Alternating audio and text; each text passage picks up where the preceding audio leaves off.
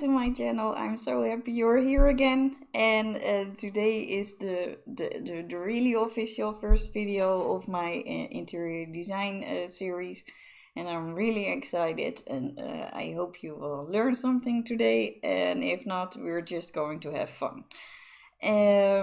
So yeah, today we're going to talk about making our own color palette. Of course, you can go to Google, Pinterest, whatever you go to for inspiration to search for color palettes, but how fun is it to make your own? So that's what we're going to do today.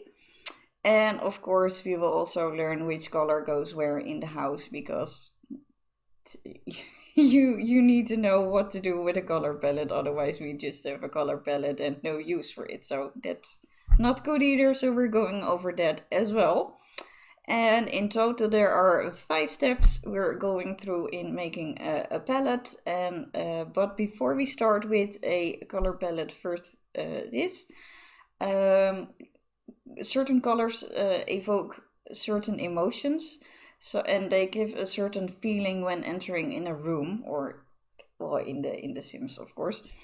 So think about what you want with your Sims house. What is the vibe you are overall going with? What kind of Sim is the house for? Is it a modern driven Sim who really wants a high-end loft, or is it a family, or is it a hippy dippy feeling Sim with all kinds of colors and things and styles? And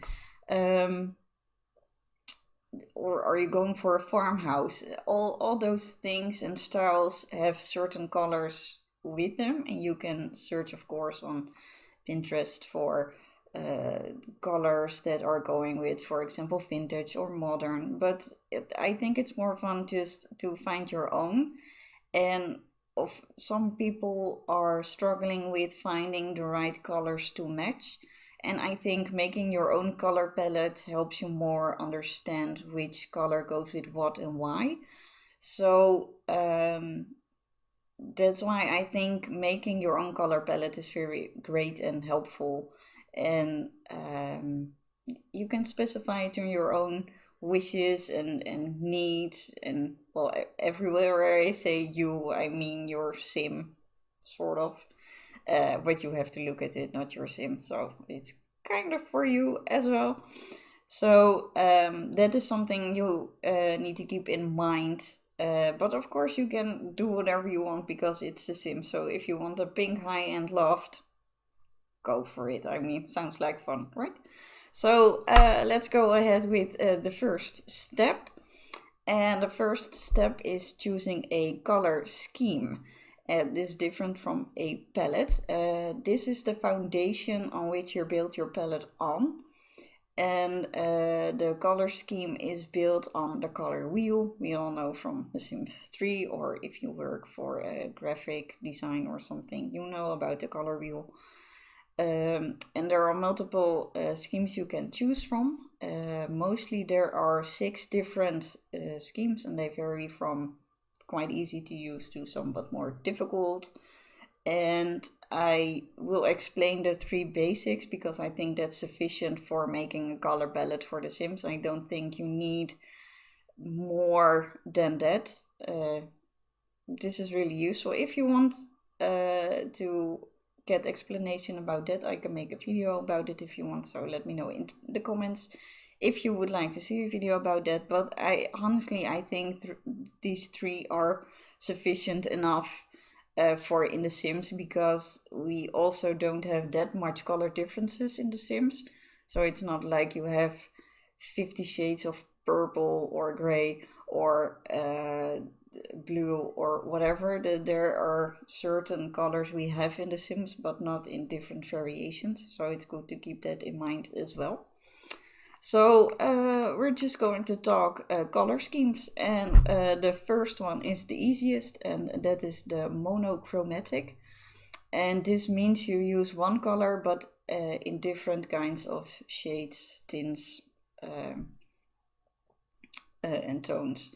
So for example, if I take blue as my basic overall color, the other colors you use in this scheme are from light blue to dark blue and everything in between, and it even can go a little bit to turquoise, you know, on the boundary between blue and green, depending on which part of the color spectrum you look at.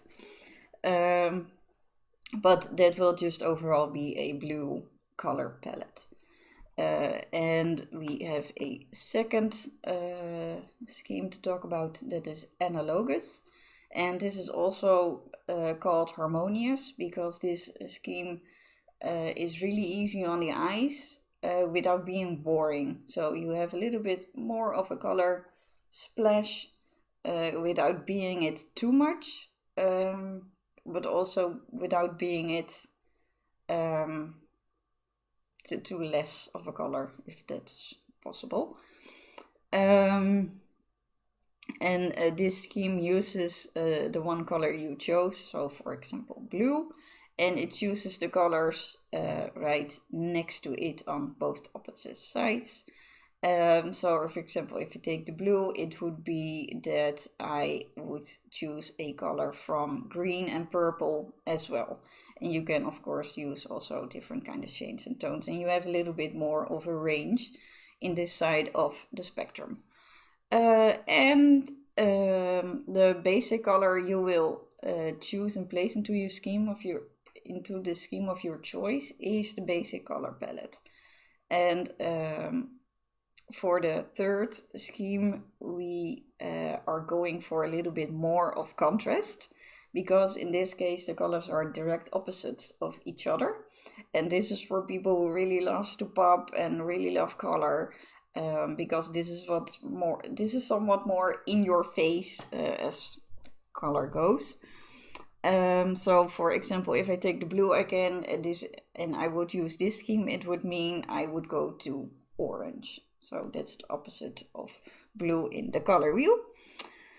And well, this is the basic. You don't have to think about that for now until somewhat steps. I wanted to go Dutch and English in one word. Some steps further down the way we will need the scheme. I hope you already have a color in mind to use. You can go for your favorite color or just for something you think will work for the kind of style you're building with. And I love blue myself, so I'm going for blue.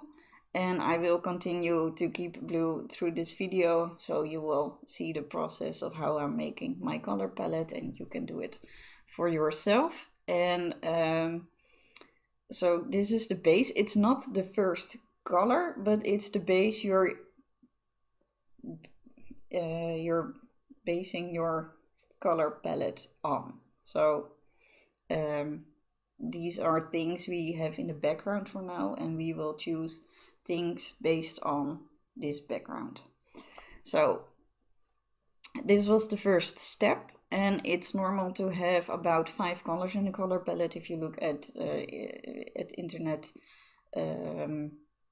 color palettes, mostly there are 5 colors. So for today we are also going to make a palette with 5 colors, because I think this gives you the most range without it being too difficult or too dramatic. So that's why. And for our second step, that's not going well today with the step today, but we are going to choose neutrals, and in this step we're going to choose 2 colors. First of all, you would choose a form of white, but as I said earlier, in The Sims we don't have that much range between colors. So for the white, I'm just going with white.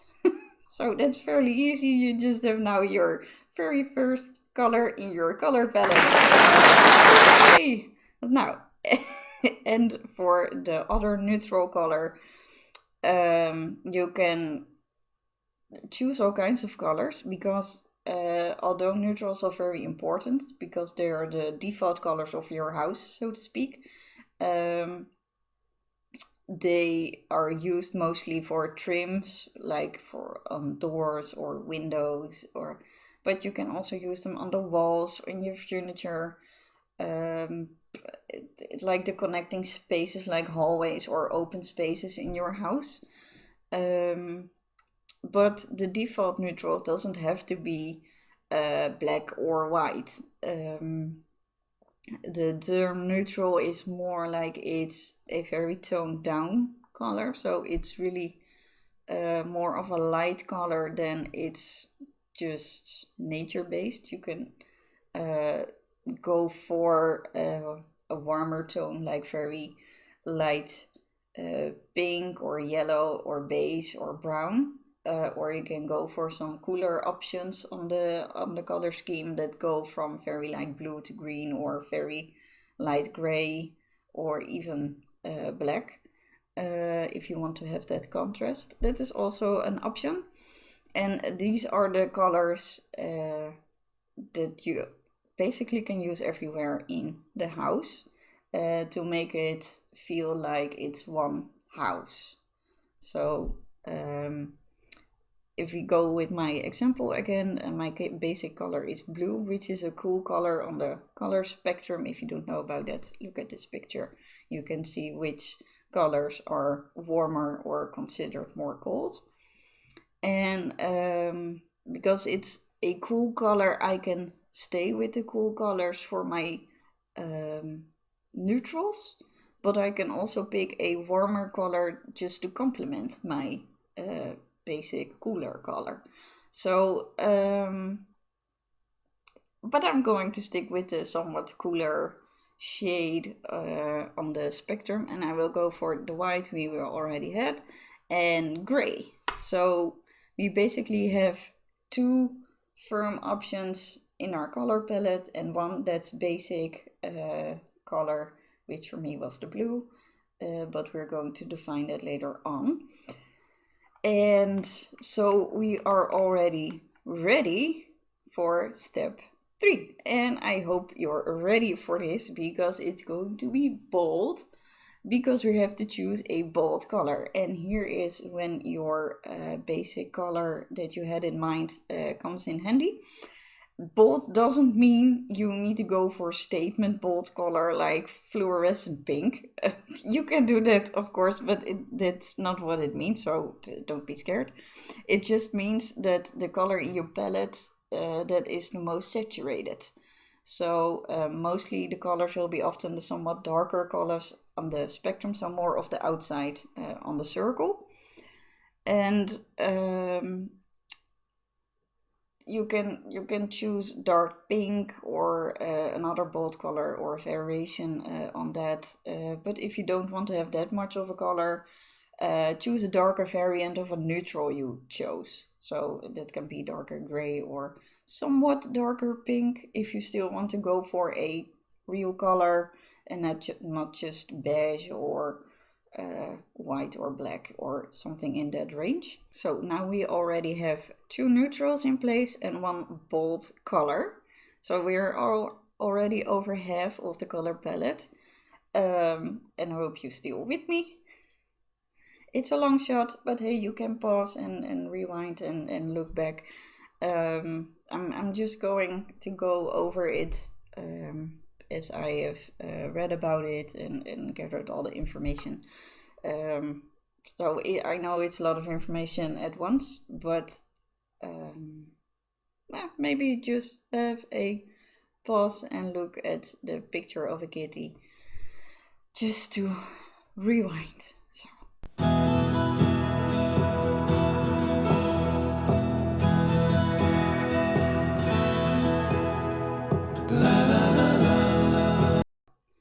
Here we are back again, and we're totally ready and refreshed for step 4, which is to choose a body for the bold color. And here comes your choice of the scheme that we went earlier on over. Is useful because we don't have to think about what color goes with what. So for the people who don't really know what to choose with what color, this is your moment, because we have the color wheel to do that for us based on the scheme you chose. And for example, if you went for the monochromatic or complementary complementary, you can choose a color that is lighter than your bold color. So for me, I would go with with light blue. But a little disclaimer, there are so many terms for colors that I'm just sticking with the basics. So blue, green, light, green, dark, pink, whatever. But you can go nuts as you want with colors like plumage and carmine or rosewood or all those crazy terms for colors there are. But I just wanted to keep it basic and simple so everyone can have his way around with the color scheme and not make it too difficult with all that kind of shades and tones and words and colors. So, little disclaimer. And if you have chosen for the analogous scheme, you can choose a color out of the colors next to your basic color. So in my case, I would go for a shade of either green or either purple, and you can go from darker to lighter, but I suggest going somewhat lighter because your bold color is already more saturated because it's the boldest color in your palette. So just go a little bit lighter, a little bit below that, so more to the middle or of the wheel. So we now have a bold color, a body color, 2 neutrals, and just one more color to choose. So we're almost there. And the last color is our accent color, and this is a dramatic color that will pop up here and there in the house. And first things first, I will talk about later where they exactly go in the house. But first, let's choose the color. So based on the scheme you have chosen, if you're going for the monochromatic scheme, choose a lighter or darker color than your bold color. So for the complementary scheme, your accent color should be the opposite color of either your bold or body color. So with my color blue or purple, that would mean I'm in the range of orange as my accent color. You can play a little bit with that according to your own taste and style you want. And if you have chosen the analogous color, you are basing your accent color on your body color. So not on the bold color, but just like the other two, but on your body color. So my body color I chose is purple, and I can either do a lighter version of purple or go for the color next to purple on the color wheel. So not your bold one, but the color on the other side, which for purple is green. So I can choose for orange or go for green. Just figuring out what you want. So based on the scheme you have chosen, you go lighter on the same color, color on the opposite, or the color adjacent to your body color.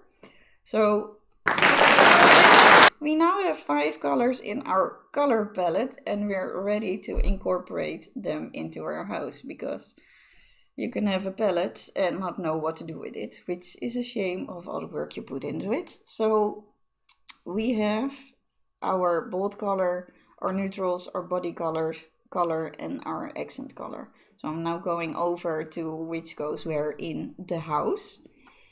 And I will start with the neutrals, and the white color you can use for, well, basically everything you want. As I said, you can go for ceilings, well, not in the sim, so sorry for bringing that up, but for trims, walls, furniture, basically you can go make your house all in this color. That's an option, and then have some things here and there pop up with the other colors, but bit boring, so we're not going to do that. But of course, feel free to do so if you want to. The other neutral color you have chosen, in my case, that's great.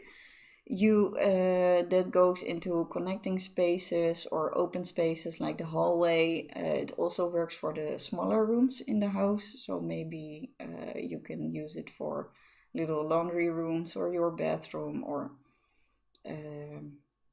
any other small rooms you might have in the house. And you can do, for example, every wall in the home and have your bold color as a big statement on your wall, so big accent wall. And the bold color is your wow factor, and it's mostly used in separate rooms or as an accent wall because it's very in your face. You don't want to plaster that all over the house.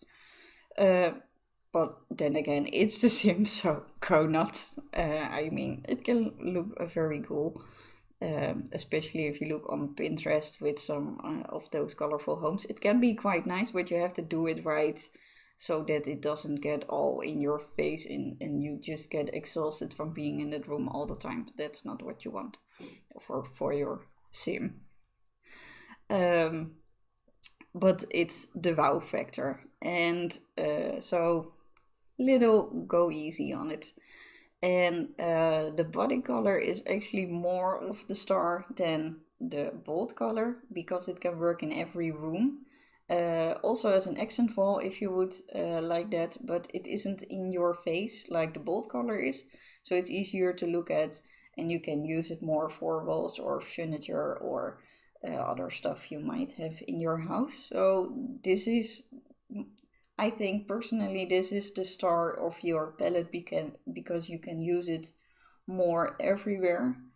And then your bold color is somewhat like the rock star or something. That's just very big and very fun, but you don't want it everywhere.